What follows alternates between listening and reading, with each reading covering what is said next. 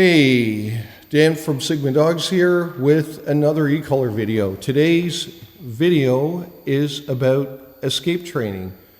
With eCollar training, there's basically three categories. That is escape training, conditioned avoidance, and unconditioned avoidance. Unconditioned avoidance was mentioned in the history of eCollar's video. I will be getting back to it in the future, but for now, let's just focus on escape training. So escape training is what most businesses in the United States currently do. It involves negative reinforcement, low levels, and is used primarily to teach the dog what the stimulation means and what he's supposed to do when he feels the stimulation. So the way most people are doing this, they have a long line on the dog, and anytime the long line goes tight, they're holding down the button at a level the dog can barely feel. Now, let me stress that part again.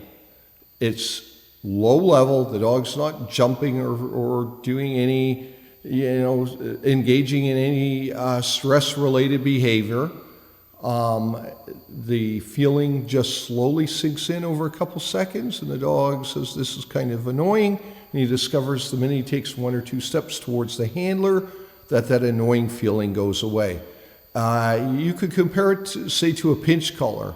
Say you have a leash and a pinch collar on a dog, and the dog pulls into the prongs, and he goes, that's not very comfortable, so he slows down a little bit. That discomfort immediately goes away. Let me give one more analogy, a human one. Say you had a paleontologist digging for dinosaur bones, and say for some reason the hole started to fill with cold water. The paleontologist's feet would begin to get wet with this cold water. The paleontologist then says that's very uncomfortable, and he simply climbs up the ladder and out of the hole. He escaped the uncomfortable feeling, and that's where that word comes from. You're basically moving away from the discomfort. You're escaping it. So there isn't anything dramatic or anything else around that word. So I do have a problem sometimes with the way people are marketing eCollars, in that they pretend that the only thing they ever do is low-level escape training, and their sin of omission is indeed a dangerous one, because it gets people to believe that eCollars are something magical, and now perhaps they end up putting their dog in a dangerous situation. I'm going to have another video where I'm going to get into the myths, and I'm going to, again, be fair from both sides of the fence. Attack the marketing of people that want to just sell product, and also attack the critics. The truth is somewhere in the middle, and the truth really isn't that bad at all. But again, you always, when these things come up, you have people engaging in dirty politics. Anyways, I'm going to use a sound box in a second to give you some idea how escape training works. So let me just get the eCollar remote. With the sound box, anytime I hold the button down on the eCollar, you're going to hear a tone coming from the sound box, so you'll know when stimulation, if this were a real dog, when stimulation's occurring. So here you have your long line. I hope everybody can see that. It's a little bit out of frame maybe. And again, this is a little bit hard to do because I had to tie it fairly high up. But anytime the dog is pulling into the long line, we're on the button. And the second the dog steps towards us, that stimulation goes away. So again, pulling, steps away. We do not stimulate until the dog comes all the way back to us. If you were to do that, you could create, in a soft dog, you could create a lot of stress, if you introduce it that way. You absolutely don't want to do that. And I want to underline something about this video. Please don't take this video and try to piece together how to do this if you've never worked with an eCollar. You really need to hire a professional to help you out, and a professional that has experience with eCollars. So again, when that line's going tight, the dog's only feeling a stimulation that he can barely feel. It annoys him. He steps towards us. It's going away. Now, what I do that might be different than a lot of other trainers, very early in the game, I'm introducing the command because I want to give the dog the best chance possible to understand why that stimulation's occurring.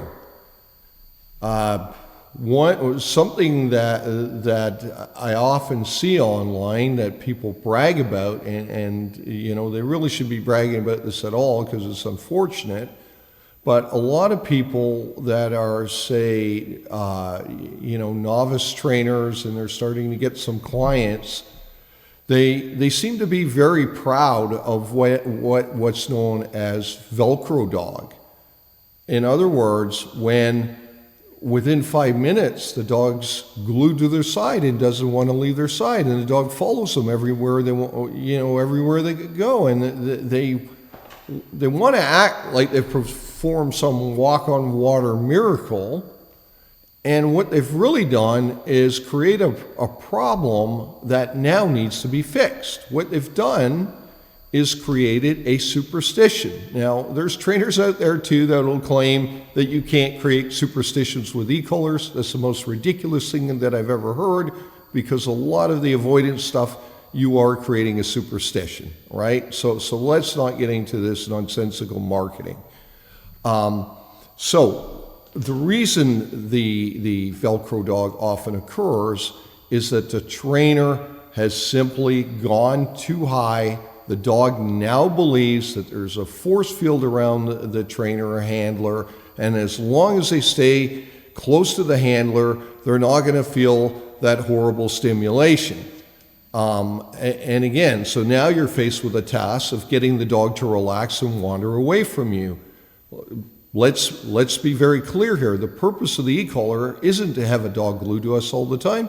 The purpose is for the dog to be able to run around, have a good time, and when we need him to come back, we can call him back, and if need be, because he's engaged with a competing motivator, we can add some pressure to get him to come back to us, potentially keeping him safe from harm. So, I think that's important to understand, that you really don't want to rush this process. The final thing that I'm going to get into, and I will have a flow chart at the end of this video, is basically how I started to, after seeing a number of videos online. You have to remember, when I got into eCollars 12 to 15 years ago, there weren't the resources available that there is now.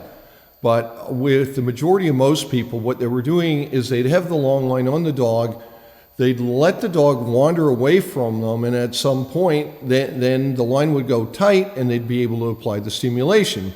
The problem with that approach was within 15 to 30 minutes, you might be spending all your time waiting for training opportunities.